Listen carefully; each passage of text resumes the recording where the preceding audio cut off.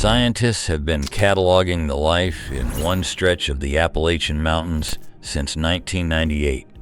In that time, they have documented more than 21,000 species. Over 1,000 of them had never been described by science before. Not rediscovered, new, never named by anyone, and they are nowhere close to finished. The current estimate for how many species actually live in that one park runs somewhere between 80,000 and 100,000, which means that in a mountain range on the eastern edge of the United States, in country that has been settled, logged, farmed, and hiked for 300 years, the overwhelming majority of the living things out there have still not been counted, because the Appalachians are older than almost anything around them. Older than the Atlantic Ocean, older than bones, older than trees, older than Saturn's rings. They were a towering range before the continents finished arranging themselves, and while ice sheets ground the North Flat over and over, these mountains sat just south of the edge and became a refuge, a place where life could retreat, survive, and split into forms that exist here and nowhere else on the planet. Today we are counting down 13 things living in the Appalachian Mountains that most people never knew were there, ranked not by which is largest or most dangerous, but by how completely each one contradicts what we assume about this range. And by the time we reach number 1, you will understand that these old, quiet, familiar mountains are hiding one of the greatest concentrations of life anywhere on Earth. If this is the kind of thing that keeps your mind turning after dark, subscribe now. It takes 2 seconds. And tell me one thing in the comments. What part of the Appalachians are you closest to? I want to see how far these reach. Now let us go up. Number 13, the blue ghost firefly. We start with a light that does not blink. Almost every firefly a person has ever seen flashes, on and off, a signal pulsing through the dark. The blue ghost does not. It holds a steady, continuous, pale blue-white glow, and it drifts low through the Appalachian forest floor without ever going dark. The effect is genuinely unnerving to see. Hundreds of them hover a foot above the leaf litter, silent, unblinking, moving slowly through the trees like small lights carried by nothing. The females cannot fly at all and glow from the ground. The denial here is simple ignorance. Almost nobody outside the southern Appalachians knows this animal exists, and people who see it for the first time often assume they are looking at something supernatural. Number 13 belongs to the firefly that forgot how to blink. Number 12, the Appalachian elktoe. Now to an animal on the bottom of the rivers that almost nobody thinks about at all. The Appalachian elktoe is a freshwater mussel, and freshwater mussels are among the most endangered groups of animals in North America. Nearly 70% of the continent's mussel species are imperiled, and species like the elktoe have vanished from more than 90% of the range they once held. Here is what makes them matter. A single mussel filters gallons of water a day, cleaning the streams that everything else in these mountains depends on.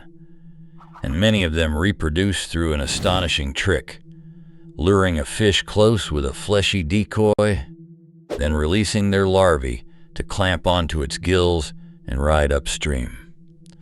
The denial is that they look like rocks. People wade right over the most endangered animals in the river without ever knowing they are standing on them. Number 12 goes to the vanishing filter of the Appalachian streams. Number 11, the fisher. Now to a predator that was erased from these mountains and quietly put back. The fisher is a member of the weasel family, a dark, low, muscular animal roughly the size of a house cat, stretched long, and it was trapped nearly to extinction across the Appalachians for its fur. For much of the 20th century, it was simply gone from most of the range. It has since been reintroduced, and it is now moving through Appalachian forests again, mostly unseen. It is one of the very few predators anywhere that regularly hunts porcupines, circling and attacking the face until it can flip the animal over. It moves through the canopy, it is fast, and it is almost never observed by people. The denial is that nobody has any idea it came back. Number 11 belongs to the porcupine hunting predator that returned to these woods without an announcement. Number 10, the brook trout that is not a trout. Now to the fish at the top of the mountain streams, and to a small piece of biology that surprises almost everyone who fishes for it. The brook trout is the only native trout across much of the southern Appalachians, the fish of the high, cold, clear headwaters, except it is not a trout at all. It is a char, a different branch of the family entirely, and its survival here is stranger still. In the Smokies, the remaining native brook trout populations hang on mainly above waterfalls, isolated in the highest reaches of the streams, because the falls physically block the introduced trout that push them out of everything below. Every one of those populations is a small marooned island of fish, cut off above a barrier, holding the last high ground. Number 10 goes to the mountain fish that is not what its name survives only by living above the waterfall. Number 9, the peaks of otter salamander. Now we start getting into what these mountains really are.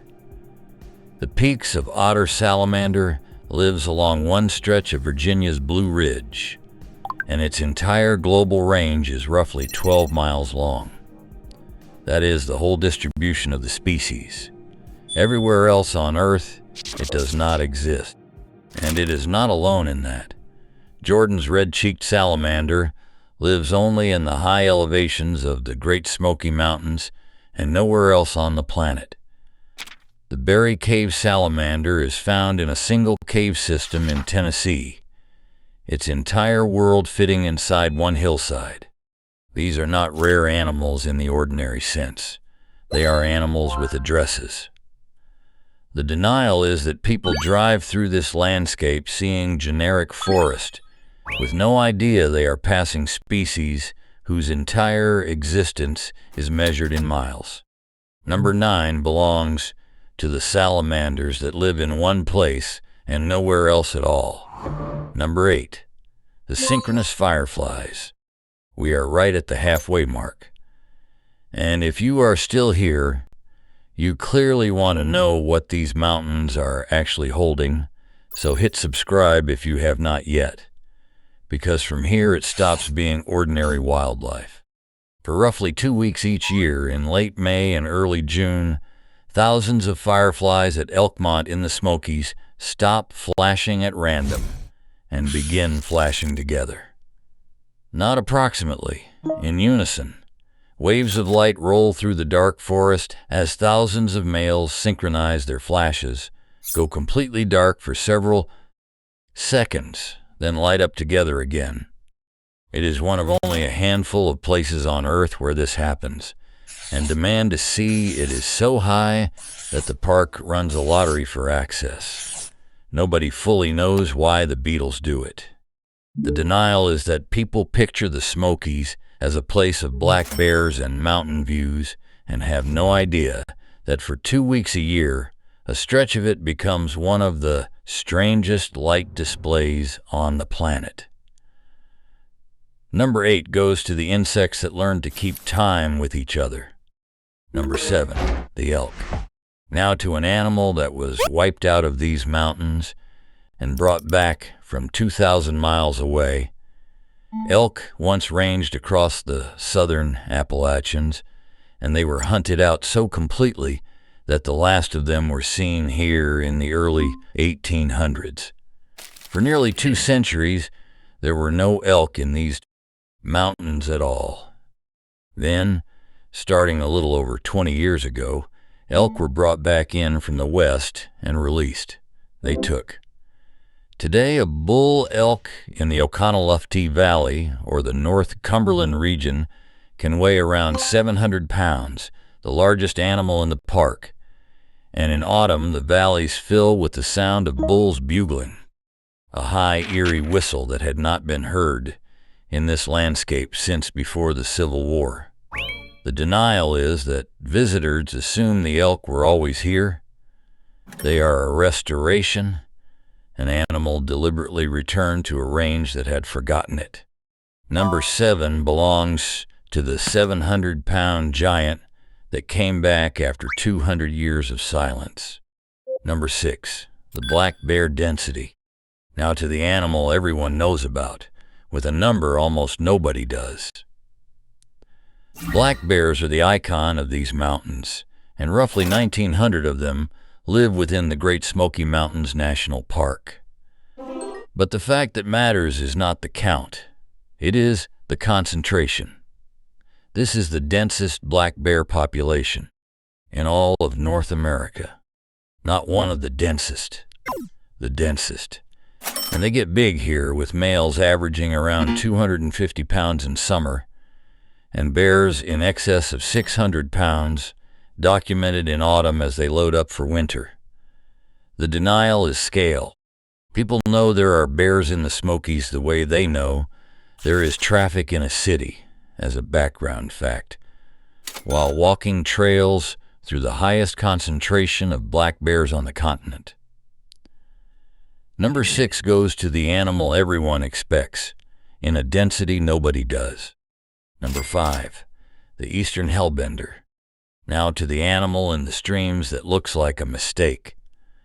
The eastern hellbender is North America's largest salamander, reaching up to 29 inches, a flat, wrinkled, brown amphibian with loose folds of skin along its sides that it uses to absorb oxygen straight out of the water. It has no lungs worth the name. It breathes through its skin. It can live 30 years. Locals have given it a long list of names: snot otter, lasagna lizard, mud devil, Allegheny alligator, all of them earned by how genuinely strange it looks, pressed flat under a rock. And it matters far beyond its own weirdness, because a hellbender can only survive in cold, clean, fast, oxygen-rich water. Where they vanish, the stream has gone bad. The denial is that people assume something that size and that ugly must be dangerous. It eats crayfish and wants nothing to do with anyone. Number 5 belongs to the 2.5-foot amphibian breathing through its skin under the rocks where children play. Number 4, the cave species. Now to the part of these mountains almost nobody ever sees. The Appalachians are riddled with caves, thousands of them, cut through limestone by water over millions of years.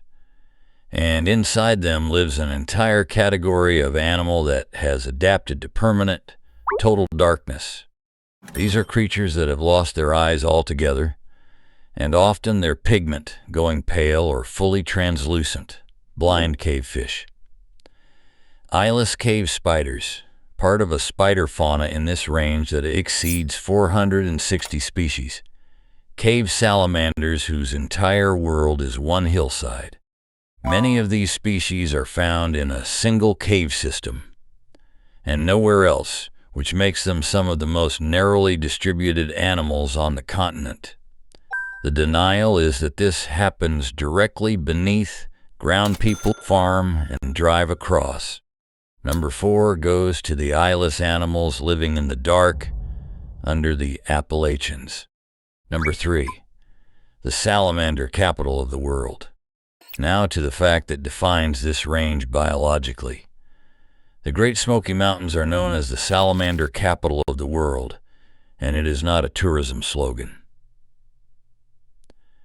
This range holds a higher diversity of salamanders than any comparable place on Earth, with more than 30 species in the park, alone and over 45 in western North Carolina. Most of them are lungless. They have no lungs at all, breathing entirely through their skin, which is why they need this specific, cool, wet, shaded world, and can live nowhere else. They range from a pygmy salamander, barely an inch and a half long, to the Hellbender at 2.5 feet, and they are still being found, with 4 new lungless species added between 2020 and 2024. The denial is that the single greatest concentration of an entire class of animal on this planet lives under logs that hikers step over without a glance. Number 3 belongs to the world capital, hiding in the leaf litter. Number 2, the mountains themselves. Before we reach number 1, understand what all of this is actually sitting on. The Appalachians are among the oldest mountains on Earth. They were formed before the Atlantic Ocean existed, when the continents were still colliding into a single mass, and they once stood as high as the Himalayas do now. Everything you see today is what is left after hundreds of millions of years of erosion, and that age is the reason for everything on this list. When the ice sheets came down and scoured the north repeatedly, the southern Appalachians sat just below the edge, untouched, and became a refuge.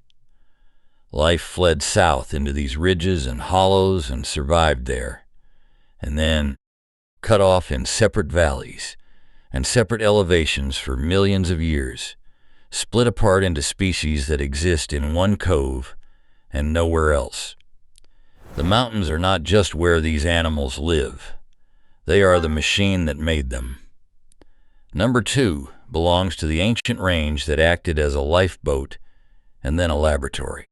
Number 1, the species nobody has found yet.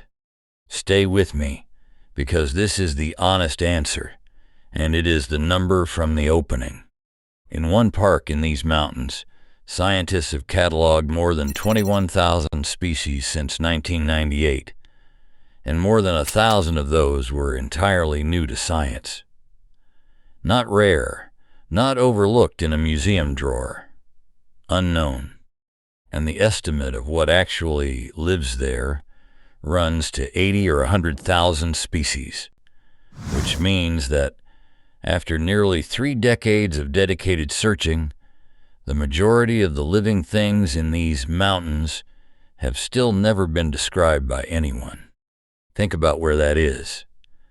This is not the deep Amazon or an untouched trench in the Pacific. This is a mountain range in the eastern United States, crossed by interstates, surrounded by towns, hiked by millions of people every single year, with cabins and parkways and gift shops along its edges. And the overwhelming majority of its life is still uncatalogued, in the leaf litter and the caves and the streams, a few feet from where people walk. That is the thread through all 13. We look at the Appalachians and see the tame version of wilderness, the friendly, worn-down, blue-hazed mountains you can drive through in an afternoon, old and safe and known. But old is exactly why they are not known.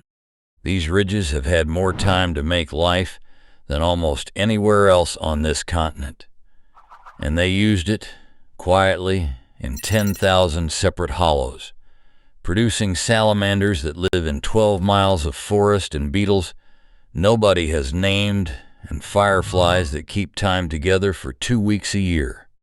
We did not stop seeing these things because they hid.